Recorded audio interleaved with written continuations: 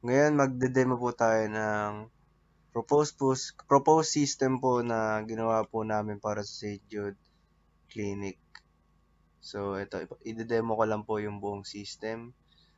So ito po, meron siyang login, register. Dito, ayan, kayo na po bahala sa mga fields. Ganyan lang po siya. Mag-input muna tayo ng mga data dito. Okay na po bahala. Tapos, pag nag-submit po, magsasend po siya ng OTP sa Gmail po. Pero, since nag-exist na po tong account na to, papakita ko na lang po kung paano siya nagsisend. So, dito po, ayan, ganyan po siya nangyayari. Sisend po siya dito. Ayan. Ayan, so login na po tayo.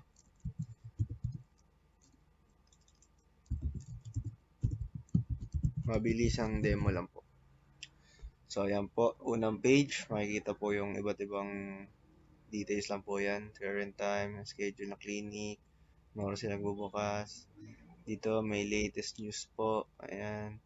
Pwedeng mag-join pag yung event niya ay pang party. Yan. Sa testing po, ganyan lang po siya. Submit.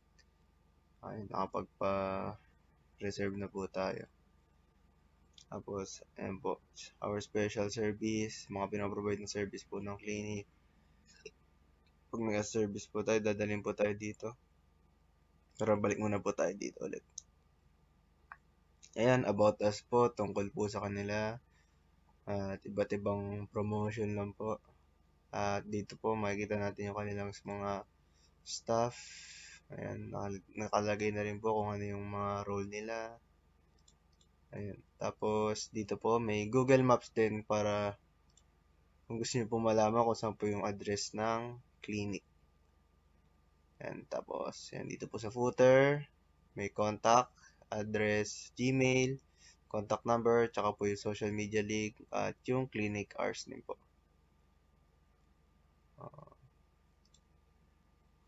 Ayan. So, balik naman po tayo dito ulit. So, yan, may online checkup po tayo dito. Dito pwede po magpa-request si user ng online checkup.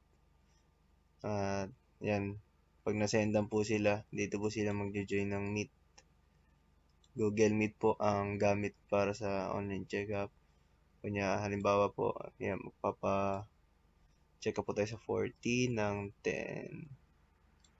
10 a.m. pa-check. Submit po tayo. Ayan, may receipt. Pwede download or print ni user. Ayun, nasend na po siya sa secretary. So, for pending po siya na ma-approve. O, tingnan po ulit natin dito. Or kahit sa calendar na po natin siya tingnan. Calendar po tayo dyan. Ayan, sa 14 po. Ayan na po yung yun natin.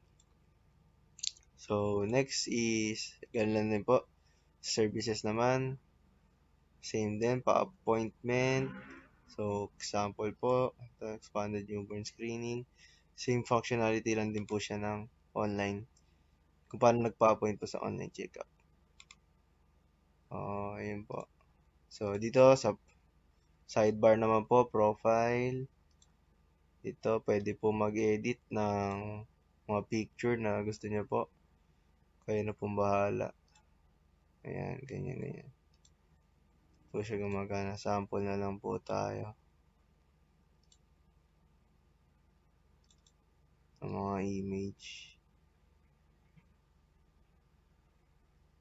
Ayan, sample. Ayan, update na po. Okay, next naman po is yung appointment na dito po natin makikita yung mga pina-request po natin appointment. So, ayan po, ito kanina lang po to. Online check-up. Ayan, pwede po i-download PDF yung nga po nating check-up. Ayan po, appointment details. Ayan po lahat yan. Ganun din po sa lahat. Tapos, ayan, may note po dito na you can request rescheduling anymore once po na yung appointment is na-approve, which is sa secretary side po siya.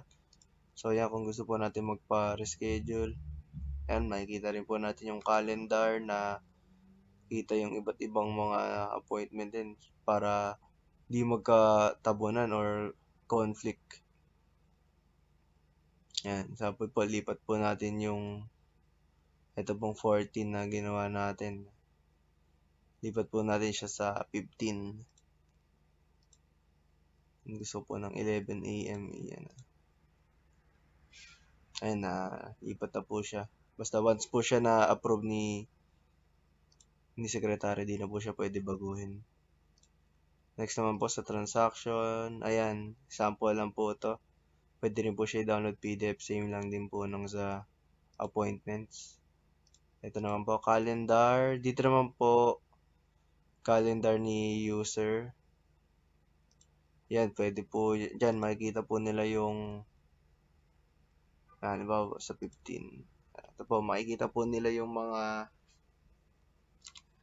details po nung appointment na ginawa nila. Ayan, ano yung status, kailan mangyayari at ilang oras pa bago mangyari. Tapos, pwede pa po dito mag-cancel ng appointment si user hanggat di pa siya na-approve.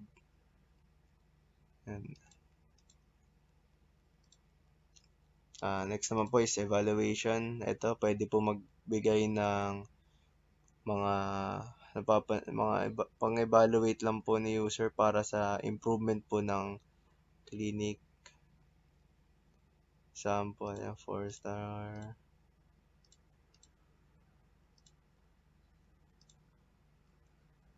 Ayan, ganun lang po. So, ito question yan sa footer lang. Friend din po pala idagdag na yung compatibility ng website po namin na responsive po siya. So, ito po. Ayan, pagka naka-mobile version, nag-a-adjust po siya.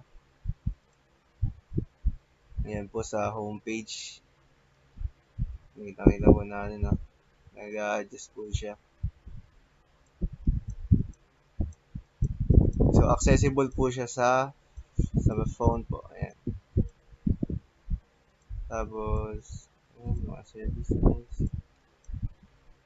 Ganyan po siya. So, yun na po lahat sa user side.